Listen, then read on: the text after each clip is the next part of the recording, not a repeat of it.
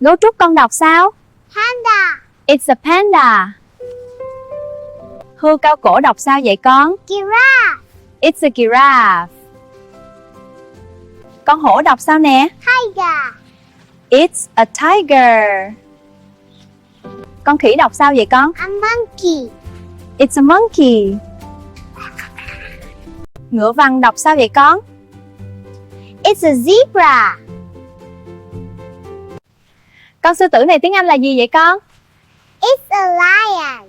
Đúng rồi. Con voi con nhớ đọc là gì không? Elephant. It's an elephant. Hãy theo dõi con để học tiếng Anh mỗi ngày nhé.